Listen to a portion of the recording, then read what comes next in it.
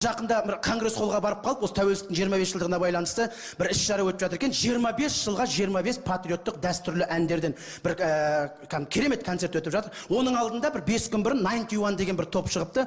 Соның әні кеші өтіп жатыр. Ана бір случайно барып қалып едім. Ана концерттегі жастарды көрсеңіздер бар ғой. Көздерін көрсеңіздер жанып тұрған. Бір 91 жыл бір егемендік алған сәт секілді анарды. Ана 91-ның әндерінде бір дәм жоқ жаңа. Ана жастар деген деп солармен бірге отырған. Далада 300 қыз кіре алмай қалған, жылап жүр бір атасының бейтінің басына келгендей бір дымдары қалмай бақырып. Одан кейін артынан 25 жылдың жаңа 25 патриоттық ән кеші өтті. Соған қонақ қалып шақырды, мен бардым ғой. Сол жастарда келіп залға келіп отырғызды ғой. Почти ковбоймен алып келгендей болды ана жастарды бар ғой. Бір класты бір қатарға отырғызып қойған, ана басына бір мұғалім, мына басына бір мұғалім отырғызып қойған ғой. Ана балдар шығып кетпеу үшін бар ғой. Ана балдардың түрлерін қарасаң, кәдімгі бір недовольный бәрі. Ана екі мұғалімнің үстінен кәдімгі мектептің директоры қарап тұр кәдімгі. Мектептің директоры үстінен департаменттің бастығы қарап тұр кәдімгі. Біздің ана патриоттық әндерге деген жастардың қалай ұстап отырмыз деймін де кәдімгі. Өйткені қандай 91 сияқтылардың әндерін тыңдайды, патриоттық әндерге келген кезде қазір шыны керек бір тәуелсіздің жастары дейміз ғой, бірақ бір жағынан айтатындай орны бар. Бір қазақи патриоттық әндерге кішкене бір жан бойтады. Мен қазір оның барлығы балалық кезден басталу керек.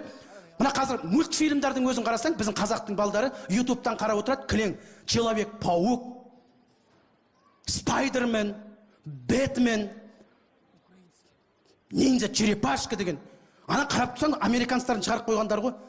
Батыр еместерін батыр қылып қойған ғой. Мысалы, ана Человек-паук дегенде бүйе ғой құрсын. Ойлап қарасаң, мысалы, қазір Человек-муравей деген шығып жатыр ал. Сонда Америкада қарапсаң болмайтын затты батыр қылып қойғанда. Біздің батырларымыз қайдан Қабанбай болам, мен Бөгенбай болам деп отырған балдарды естімейсің. Бізде бірақ мультфильм бар, Алдар көсе деген.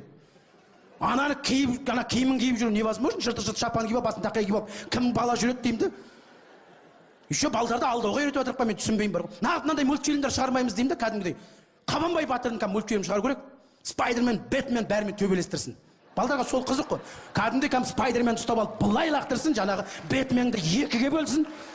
Человек-пауктың өзін торына өзін ұрап тастасын, сосын балдар айтады, мен қабанбаймын деп жүреді. Қазір үйтпесе балдарды таңғалдыра алмайсың. Немесе бүгінгінің батыры міне Данияр елеусініп отыр. Даниярды батыр екен білеміз, бәрі Даниярдай болғысы келеді. Бірақ соны мультфильм түрін шығарсаң кәдімгі. Данияр рингке шықсын бүкілімен әрқайсысымен. Терминатор керек пе, анау человек роботтар керек пе, барлығын шетінен дың деп отса, кім Данияр болмаймын деп айтады. Сондықтан да қазірден бастап балдарымызды осындай міне жаңағы кішкентайынан өзіміздің ұлтымыздың патриоты қылсақ, 25 жылдан кейін өзіміздің әніміз салып жүрсе, 25 жылдан кейін өзіміздің дәстүрге жанашып жүрсе, сол ғой негіз нағыз бақыт деп ойлаймын енді. Ана жастар деген деп солармен бірге отырған. Далада 300 қыз кіре алмай қалған, жылап жүр бір атасының бейтінің басына келгендей бір дымдары қалмай бақырып. Одан кейін артынан 25 жылдың жаңа 25 патриоттық ән кеші өтті. Соған қонақ қалып шақырды, мен бардым ғой. Сол жастарда келіп залға келіп отырғызды ғой. Почти ковбоймен алып келгендей болды ана жастарды бар ғой. Бір класты бір қатарға отырғызып қойған, ана басына бір мұғалім, мына басына бір мұғалім отырғызып қойған ғой. Ана балдар шығып кетпеу үшін бар ғой. Америкада қарапсаң болмайтын затты батыр қылып қойғанда. Біздің батырларымыз қайдан Қабанбай болам, мен Бөгенбай болам деп отырған балдарды естімейсің. Бізде бірақ мультфильм бар, Алдар көсе деген. Ананы киімін киіп жүру невозможно, жыртық шапан киіп, басын тақия киіп, кім бала жүреді деймін де. Еще балдарды алдауға үйретіп отырып, мен түсінбеймін бар. Мынандай мультфильмдер шығармаймыз деймін де, кәдімгідей. Қабанбай батырдың мультфильм шығару керек. Спайдермен, Бэтмен бәрімен төбелестірсін. Балдарға сол қызық қой.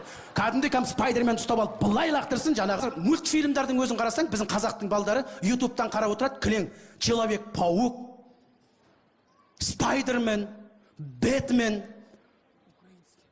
Ниндзя черепашка деген. Ана қарап тұрсаң, американстарын шығарып қойғандар ғой. Батыр еместерін батыр қылып қойған ғой. Мысалы, ана Человек-паук дегенде бүйе ғой құрсын.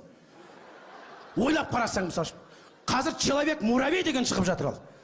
Жақында бір конгресс холлға барып қалып, осы тәуелсіздіктің 25 жылдығына байланысты бір іс-шара өтіп жатыр екен. 25 жылға 25 патриоттық дәстүрлі әндерден бір керемет концерт өтіп жатыр. Оның алдында бір 5 күн бұрын 91 деген бір топ шығыпты. Соның әні кеші өтіп жатыр. Ана бір случайно барып қалып едім. Ана концерттегі жастарды көрсеңіздер бар ғой. Көздерін көрсеңіздер жанып тұрған. Кәдімгі 91-ші жыл кәдімгі бір егемендік алған сәт секілді анарды.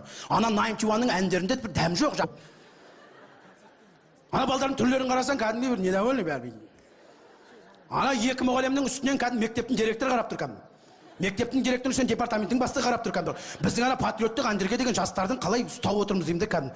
Өйткені кәдімгі андай 91 сияқтылардың әндерін тыңдайды, патриоттық әндерге келген кезде қазір шыны керек бір тәуелсіздің жастары дейміз ғой, бірақ бір жағынан айтатындай орны бар. Бір кәдімгі қазақи патриоттық әндерге кішкене бір жан бойтады. Мен оның барлығы балалық кезден басталу керек.